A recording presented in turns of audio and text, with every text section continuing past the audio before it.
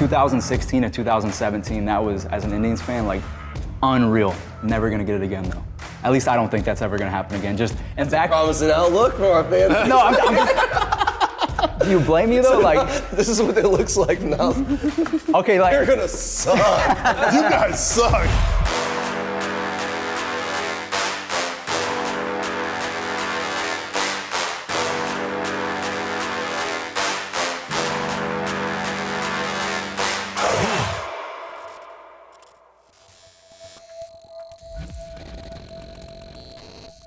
I wanted to start the conversation off with when I go to your YouTube channel. It's you. It's me, your first video. So I want to hear your, like, because we were there, and you, I'm sure, have like talked about it, and obviously you've talked about it. So like, I want to hear your perspective on how that video came. Yeah, so I actually didn't watch it before coming here because I didn't know if I have no idea what I said in that video. So I don't know if I need to apologize or whatever. I don't know what I said. That was an awesome moment. Yeah. I think it was like requested right away. I think there was a line that Tito says that I could not figure out. And then there's, and then I don't know, did I get it? Did I get any of it right? Yeah, all of it. Yeah, okay. Spot on. Yeah. I met another player and he was like, how do you know what I said? And I was like, sometimes I can figure it out. But I don't know. I thought you got too much shit for that. Who cares? It's fun. So inside the league, like every player has come up and like, dude, I've been there. Yeah. I've wanted to do it. Glad you did that. I was on the opposite side though, because I'm an Indians fan, and I remember watching this live with my grandpa. I'm like, Grandpa, I'm gonna have to cover this tomorrow. So I put on my Trevor Bauer shirt. I'm like, see guys, he's a super nice guy, sent me a shirt. This was bad. This was bad, but I promise you he's not a bad. And then I went straight to the next story, but I was like, dude, I've never seen anything like that before. And I thought it was funny. I've wanted to do that before, but as an Indians fan, it was kind of hard because I was like, do I do it? Do I talk about it in depth? But it was too hard not to. You're talking about complete best friend teammate denial of a situation. I'm on the dugout like, no. I ignored the fact he pivot threw a ball over their bat boy that hit him on the, like almost hit him on the head off the top net. My favorite part about I pretend that didn't happen. Like, okay, Tito's coming out there. And we felt something was going wrong, and he launched that shit over center field. Yeah. I want to bust out laughing instantly. They knew exactly what to do. They put the camera straight on us because all of us other starters were sitting there together, and we wouldn't go.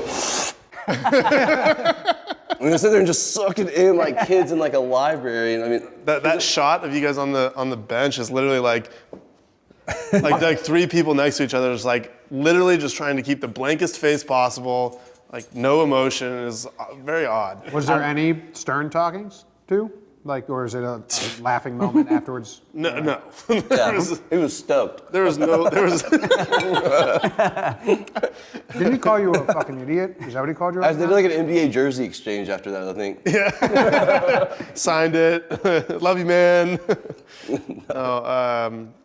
Yeah, he's like, what the fuck are you doing? Or what the fuck is wrong with you? Yeah, that was what. Yeah, what the fuck is wrong with you? I'm like, a lot, actually. Like, where do we start? Like, okay, you know me? Yeah. Should have tracked down the ball, signed it.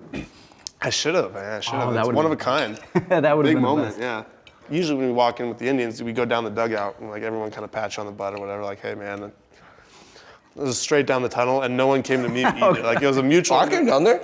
It was like I wasn't gonna get near you. Yeah. Psycho. I was the did my like courtesy walk, just like an outfielder should to the wall. Yeah. Take his blast. That's what it was. Yeah. I knew we weren't gonna talk. I was just gonna walk over there and watch you. Yeah. But didn't you say my bad? Yeah. Okay. So. Yeah. Obviously. I couldn't wait for this part because our commentary and him saying my bad, our whole bus trips, everything that we talked about it, was what he could have said, like what it would have been. Wrong answers only. Yeah. Dude. What do you got for me? Because I wasn't privy to that. Like. I'll go check what the meal is. Don't worry. He said, don't worry about Clubhouse News on this one. It's on me.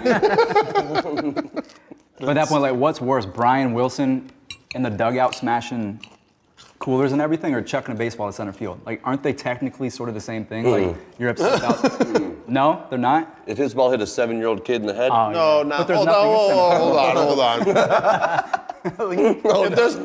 on. Hold on. If there's one thing that I'm good at, it's long toss. And I made sure to spray it to a No, I'm part. saying I'm saying why people take it so serious. Yeah. I know you weren't. There was no chance I was going There's to hit no someone. chance backtrack. People thought you were mad at Tito for taking you out of the game. No, so that's what I'm saying. And that's why I made the video. After 8 And I tried to go back and watch, because I always try to go back and watch how it unfolded. And I think that was, I don't remember the video, I didn't watch it, but that was my point, I think, was like, he was, or at least I was reading, like, you weren't mad at him for taking the game, you were mad at yourself and the bad play that was happening. Yeah. When did you start thinking about moments like these in a content way? Like, when did it really launch off for you? Well, in 2017, the Yankees got into a brawl with the Tigers. Oh my God. With Miggy, Cabs, and Watching this in the Romine. clubhouse? And 2017, it was Romine and Cabrera. oh my God, yes. And then Batanzas just domes the guy up, and then like, oh my God. So I was doing like Yankees Twitter stuff as a hobby and like had a podcast as a hobby after work. When that brawl happened, I was at my job because it was a day game.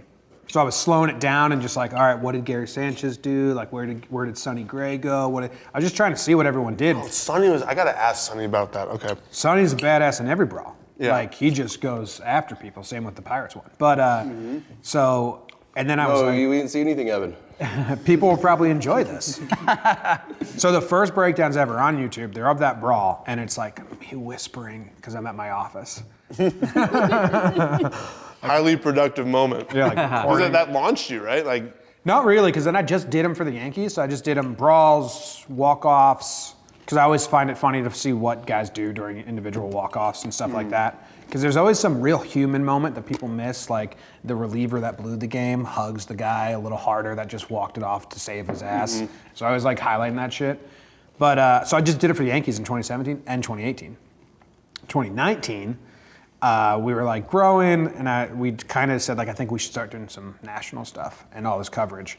And it was really late at night, and Ron Culpa told AJ Hinch, I can do whatever I want, and you can just read his lips perfectly. So I just did it. I was like, let's try with this one.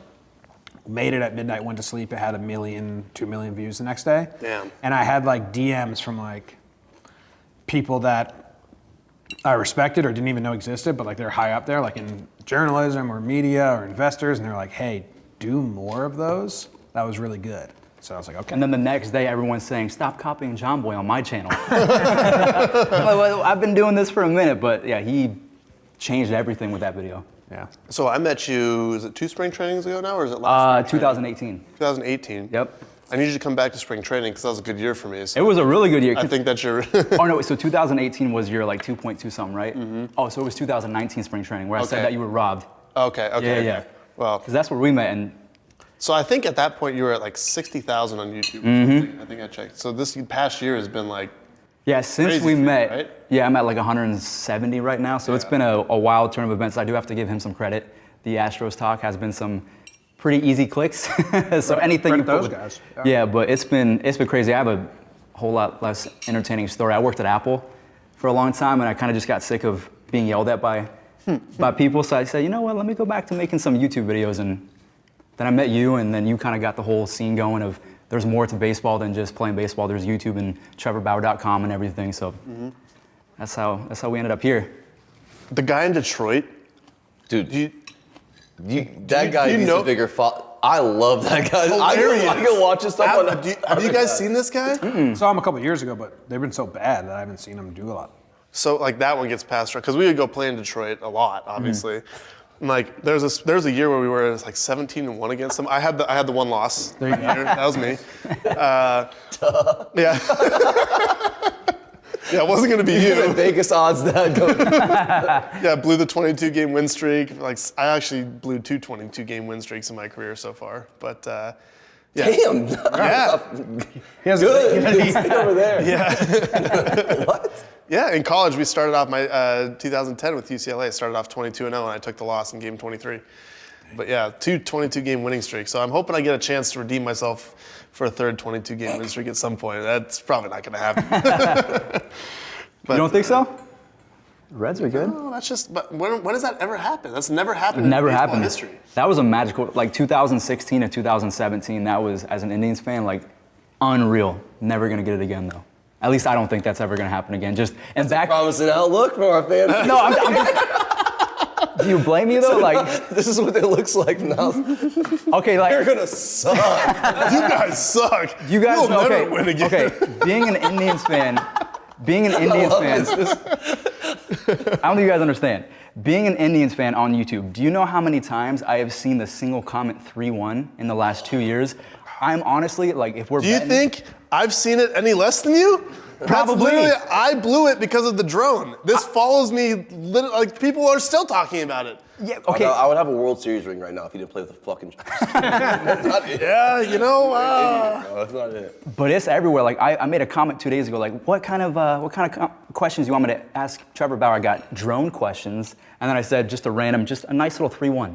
Yeah. So it's like as an That's- Indians fan, I love the team. It's just That should be your only tattoo you ever get, just to fucking troll the whole thing. You get 3-1 right here. tattoo. Just 3-1 across my Tattoo forehead. some blood down there. is that it right there, or it was on your finger, right? Oh, the yeah, drone? right here. You can see the scar. Were you just trying to catch it? No. I wish. That would have been way cooler. I was trying to troubleshoot it in my hotel room at 3 a.m.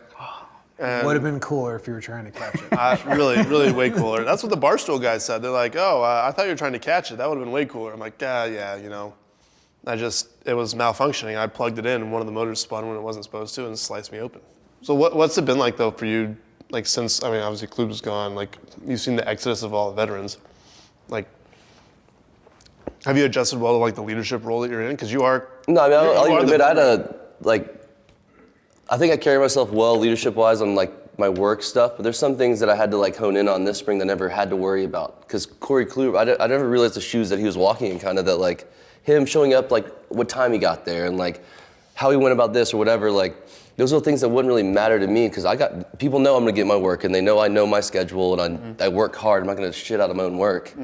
And but then I got to the point where it's like, I gotta show up extra early to make sure they know they have to do this. Yeah. And that was when Tito had to talk to me early on in camp, and it was really like I just didn't realize. Like I messed up the physical time.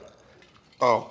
Well, they had two times, and I was like, okay, well, if I'm not till 9 a.m., well, I'm gonna get there at 6 for the first day. Yeah. That's not how it was at all. And I was the dead last person to show up on physical day, which is great day of leadership. Yeah. That's when I kind of like really realized, was like, oh shit, I gotta attention to detail on this other stuff now. There was once a point, like even though I was a huge Indians fan, there were some things that you tweeted. I'm like, what is Trevor thinking? Like he's right, but at that time it was like 2017, 2018, where it was just people weren't ready to hear it.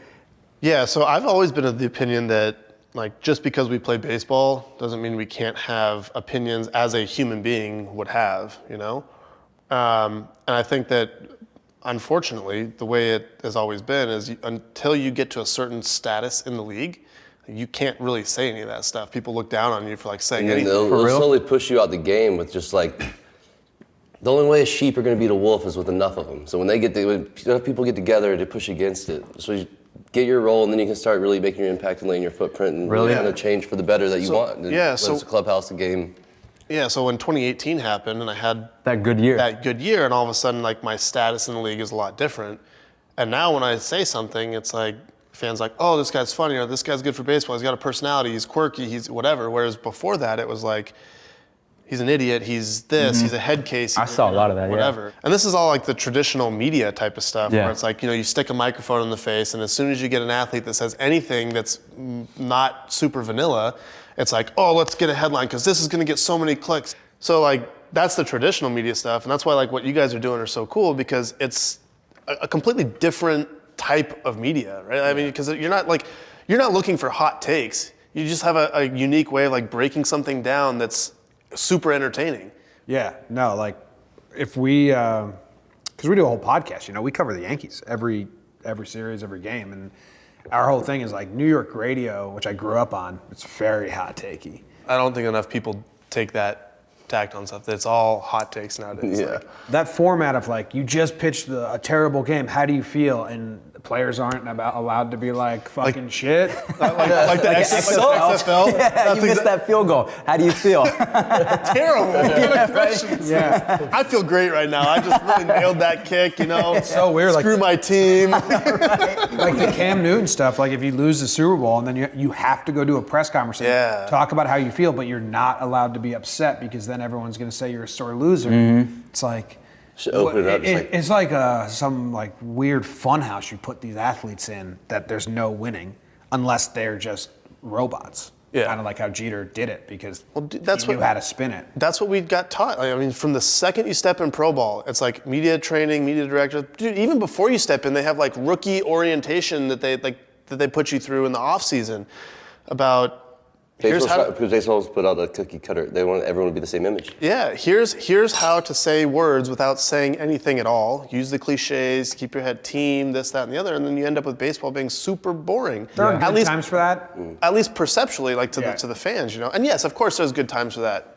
But there needs to be the balance of the other stuff too. Yeah. How do we get more Mike Clevingers? That's what I'm saying. It seems like everyone's so good luck with that. It's so systematically to the point where I don't have an answer, and then you have Manfred coming out with like 3-hitter minimums, and then we have the playoff changes and all those different things. It's like I don't necessarily know if those are horrible things, but it's not. That's not the problem. It's right? not the problem. I think the problem is marketing. Like why? The product. Right. The product is great. It's the best it's ever been. It's the packaging of the product that's the problem, for sure. Like what angle you choose to take in the game. And that's one of the things I think is great to answer your Can question. you take an angle of like red wine? Is that an option here? Yeah, we can get some wine. We got wine. No, MLB's getting better, man, because like slowly. Because what happened was, and we all know it, you document it, they abandoned the youth for 10 years.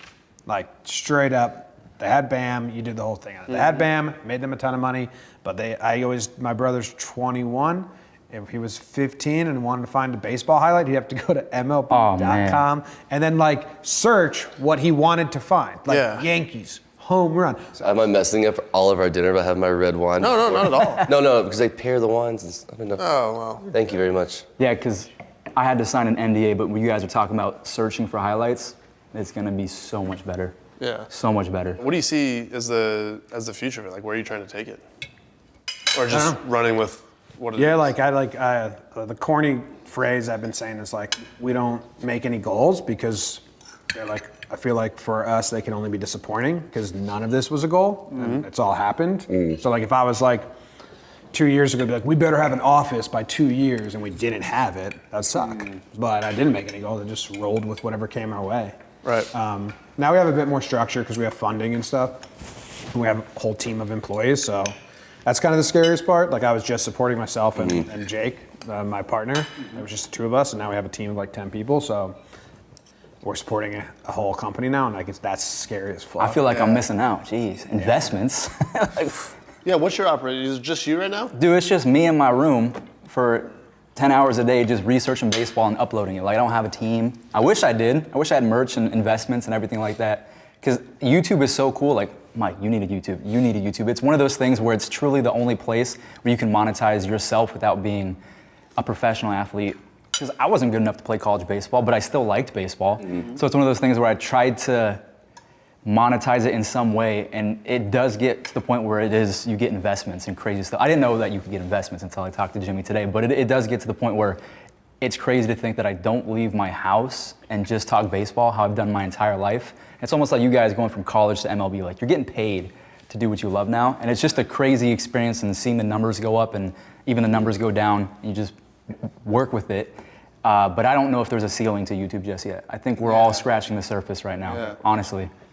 So you mentioned like Mike needs a YouTube channel. I need a YouTube channel. I can't even work my phone half the time. So this is my question, right? Like you came up, you just started making videos, you vlog, you do this stuff like you said in your room. Like, how do we make that accessible to more athletes? Like, is it an education thing? Is it like, do we put it like, just give a videographer? Because I know we've talked about like just getting a videographer to follow you around like 24/7. I know Tim Anderson is doing that right now. You just kept like a mic and then a videographer. I'll get you some content. Yeah, there's a million guys that would get you great content. But I don't think you need cameramen following you. Like I think I have a camera in my bag, and if I gave you my vlog camera, you could probably make a better vlog than me today. But so that's not my style. I don't actually like. I'm not doing things to produce content. I'm living my life. Right. So I'm not going to go change my life to give. Yeah, I can monetize it, but doing it myself is not. Teams should just do it. Teams should. You bring this around. I'm not thinking about it all the time, and it's there every day. So now I'm getting more used to being me in it. And someone else edits it and just like, oh, this funny thing, like Will Smith, what he does, he just has like. Will Smith, like a channel, or? Have you seen his Instagram? Oh, Will Smith, not the Dodgers catcher. No, yeah. Like I got my baseball hat on. What's he doing? No, I swear to God, I thought the same thing. Oh, I mean in the context of baseball, but yeah, he just has a videographer and like it'll be just a random like him walking down the hall talking to someone and he says something funny and they make a little 20-second video clip and like post it up and just. Yeah, like I said, the Braves are doing that behind the scenes thing, and like teams should take it in their own hands, or MLB should persuade teams or something to make these behind the scenes, like put a crew with you guys and then just like text you the videos like, hey, if you want to post this, post it. Yeah. Right. Because it shouldn't be on the player. Like players can market themselves like you're doing, but hey, a lot of guys are trying to a lot of guys are just trying to stay in the big leagues. So That's they true. They don't need to be worrying about it. But I want to see that. I want to see that journey. So I'm saying Without having to add the pressure on him to hold a video camera and stuff. on the vlog, teams or you know what I'm saying? agencies that's a or good point. MLB should be doing it. I want to give people insight as to why you don't see as much baseball content as opposed to LeBron brushing his teeth or talking about tacos, and that gets promoted. Okay, so this is perfect. We play 162 games, right? So when we go home, like I go out, I get lit up, I go home. The last thing I want to do is think about content. Right, 100%. So I go to sleep. I wake up the next day, I'm like, you know what? It's fine. It's a new day, and I'm going to go about living my life. Oh, I got an hour till I got to be at the field, and that's every day. It's a grind. You know, and so it's like, when do I create that content? Now, for me, I'll set up a studio in my apartment, and then like when I have a free moment and at night after a good game or whatever, I'll flick the cameras on and film 3 or 4 different episodes so I can post for the next 3 weeks on YouTube and maintain a schedule, right? But like most guys don't know how to do that, right? They aren't savvy with cameras. They're not into photography, videography, editing. They don't know that, you know, whatever. And 2, they're just not gonna, they have other interests. Right. Families. Families is a huge one, right? Or, you know, girlfriends or whatever, and then. Family. What is that? He's like asking us, yeah, you're a robot. It is a you. Well, no, I mean, guys have their kids out there and stuff like that. Like for me, I don't. It's my family back home, and I call them on the phone or whatever. But I don't have someone there. But you got young kids, you got whatever. And then there's no days to play. Whereas LeBron, it's like, okay, we play one day, and he has his family and he has his other stuff too. But then he's got 2 days before he plays again, right? So you can find 4 or 5 hours. Like you can go film an episode of The Shop one night on an off day when you're like, you know, you're in LA and the visiting team's there, and you're like, oh, let's grab dinner tonight. We'll film an episode of The Shop because we don't have a game. You know, we got our work in early this day. Let's go hang out, whatever. Baseball, you don't have that opportunity, you know, and so it's a really unique landscape with the schedule. Every other sport, you have days off, and football players can go do it because, you know, they're off Monday night, Tuesday night, Wednesday night, whatever. I like to produce content. He likes to produce content, but there's not any part of me that I don't need to take out that camera and do that, man. I'll give you content. I want to promote the game, but I need to take care of my business. I want to live that little bit of the life. You know, I get that. How much? And that's why, like, I'm totally willing. I would love to have that option, to have that where you guys get to see that everyday thing. When you roll up to the ballpark and you hop out of your car with cloudy days, and it's like, why is that not a like, what's Clev wearing today? Like, let's get this picture out. But no, but little They need to relationships start giving like you guys, Ricky and Tama, stuff like that. like our bullpen catchers. Dude, I swear to God, they could have a sitcom. If you had like 5 to 10 minutes of their dialogue rubbing up baseballs even. Dude, everyone would want to see that, not just us. Hilarious. Everyone want to see that because especially no one has any clue what the life of a bullpen catcher is like. Do you have any idea what it like? I don't. I have no idea. It's one of the most important. Boom, we're gonna do it now. It's one of the most important pieces of a baseball team. Yeah. They're like the centerpiece of the entire pitching staff. And I they're never kinda like once the thought biggest about fan. that. Yeah, you're your biggest fans too, because they want you to win. The When you win. Diamondbacks bullpen catcher used to bet people like that he wouldn't eat stuff to make extra money. Oh, really? Yeah, eating stuff. Happens all the time. Best position in sports: backup catcher, bullpen catcher. To your point, there's so much there. Yeah. The landscape just is sitting wide open. It's But no one's tapping it. I think it's up to like us, like you and me, and starting 9, like, because like you said, these guys don't want to get cameras and they don't want to edit, they don't want to post it. So we have an office 2 blocks away from Yankee Stadium now. So we're gonna have the Mets away team, Yankees away team, and just hit guys up. Like, hey, do you want to come bullshit around? Do you want to come mess around? Collectively, we are doing what we're supposed to do. It's just hard it's hard to rally the troops and try to get everyone on board because you guys have been trying real hard. It almost seems like they're just saying, okay, you guys go do it. Like, do you guys feel that way, where it's just you guys are kind of like the lone wolves doing everything? In a way, yeah.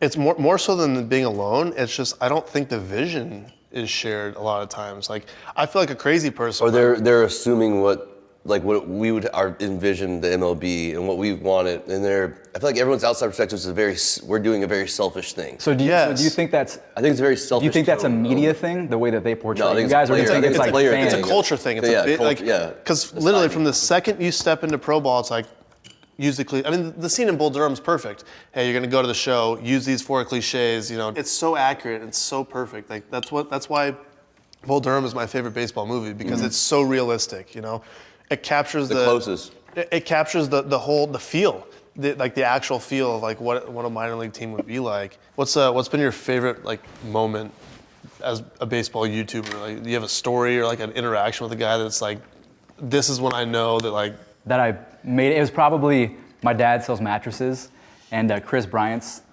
parents came in to buy a mattress, and my dad doing his dad thing. Oh man, my son does baseball, blah blah blah. And they were like, what's his channel name? And he goes Fuzzy, and then they go, yo, Chris knows of him. So that was like my first. Wow, Chris Bryant watches my stuff. I don't have anything as big as Jimmy or Jomboy where people are watching on the buses, but I think when someone sent me a screenshot of their like a classroom watching my video, that was kind of like, whoa, that's really cool to see kids in a classroom with me on the projector. That was kind of like my first, wow, I'm actually making an impact and a difference. So that's my first thing. You know how hard though?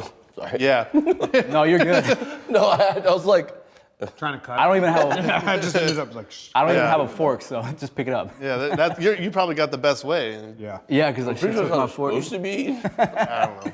What was that moment for you? Like where you're like, man, like this is my like, this is your favorite story. Like this is your favorite moment. It might come off douchey, but like the other day I was at spring training, I just walked down to Cashman's seat. Oh yeah, I saw that clip. You were just chopping it up with them. Yeah, and he said, "Hey, Jomboy," and I said, "What's up, Cash?" And then we just like talked like we were. Yeah, did you haven't known before that? Yeah, I met him before. Oh, okay. He saw me at Winter Meet. I met him a couple times, and then always just like in passing. But like Cash just tuned in, so like the very first time I saw him, my jaw dropped because he was like, "Happy to see you here." That was probably the moment. Yeah. There it is. That's the moment. We were at winter meetings. He was on Yes Network, and we were at just like hiding in a corner at the table, like scared to be there. Like we don't belong here. We're not actually part of the media. And this is a funny story. So like Cash looked at me and like nodded, and I texted my buddy Jake. I whispered to him like, "Dude, Cash just nodded." I mean, he's got terrible hearing, so he just looks back. He goes, "I can't hear you." So I texted him. He's sitting right next to him. I'm like, Cash just looked at me. It seemed like he knew me, and he's like, "Ah, fuck you." And then it ends, and like Cashman leaves, and he walks past, and he stops, and he points at me and goes, "Glad to see you here," and then keeps walking. And I was like, and then my buddy's like, "Did that just happen?" On you. God, it's crazy. Popular band, bro. Put on Vibrate one time, bud. It has. All right, I gotta hear like I do want to hear your like the timeline of like the Astros stuff and like I want to hear this. yeah, because I mean you were like the one that blew the whole thing open. Yeah, me and him were waiting on this for fucking God. Yeah, so like everyone knew the rumors, right? Yeah. Or like, How did you first start hearing about them? no, I didn't hear any inside rumors at all. Oh, okay. You just knew that every team that goes to Houston in the playoffs is using multiple sequences. And they're not crazy. It's not like everyone's just like, because announcers try to be like, oh, they're just paranoid. And it's like, I don't think they're all just paranoid, you know? I don't think the whole league is just like paranoid in one place. So, That's been a red flag. Dude, we got everybody using double signs and no one on first. I have a video because I'm explaining the sequences and what Tanaka was doing with like the stuff in the hat and all that. I have a video. I'm like, just in case they're cheating, and like now people go back and point out. But I was just sitting at home, scrolling through Twitter and stuff, and I saw Ken Rosenthal's article, and I was like, oh shit. So I read it immediately, and then I saw that like where Farquhar says he stepped off, and like even for like R2C2 or any podcast, I always try to find the games that they're talking about, and then I match them and post it because people want to see that. Yeah. So I do that for other shows. I did that. That's how I kind of got on R2C2's, our whatever it is, radar. Yeah. So I did it. I was like, oh shit, he's a reliever. He's only been to Houston a handful of times at Easy most. to find. So go to the game logs, find it, find when he steps off. And some other people had already been finding that as well. Found that. And then once you listen for it, it's so easy to find. So this one, I just made it. And I put the Athletic article in there. And then I even put that Hinch quote where he's being all pompous about if we knew this would get under their skin, would it practice it? So I was like, all right, that's a beginning, middle, end. I always like to make sure I have a beginning, middle, end. Yeah. And I posted it, and it kind of was blown up. And then the next day on the podcast, I didn't do any more work after that. So anything I posted after that, and I've been honest about this, I crowdsourced. I told the podcast listeners, search at Houston 2017 on YouTube, go to any reliever at the end of the game, because there's only 2 pitches, so it's easier, and you'll hear banging. So then people would just email them to me. An email, and I just put them on the list. And then, the craziest thing was when, then the World Series DVD, the setup was there. That video was so damning. So then someone emailed that to me. So then I was like, oh, great, thank you. So I posted that. And Houston fans were like, this doesn't prove anything. And I'm like, it's exactly what the article says that we should be looking for. Exactly. And they're hanging towels to hide it. Yeah. And now it was it's like a maroon letter. It's not red scarlet. So it just kept going, man. That's what I don't think they get. They want to try to make a personal vendetta, people going out the way, but you mocked the entire MLB. You made us feel inferior when we didn't do well, knowing damn well you didn't do it the right way. Yeah, so fuck you. Damn well. Yeah. Fuck it. As soon if you're going to do that, then it's as soon as it comes out, because it's going to come out. Right. I mean, baseball is such a small, tight-knit group of guys. Guys get traded, guys talk. Minor leaguers hear stuff from the big leaguers, and they tell their buddy because whatever. As soon as it comes out, exactly what has happened is always going to happen. I did not plan that whole thing I did. I didn't plan it at all. We were doing a day in the life of me when that shit broke. Tattoo? Yeah, we were doing a day in life with a tattoo. None of that shit was planned. Yeah. And I was hot. Yes. And it was perfect storm for all of us to get the lights on. I was like, fuck them!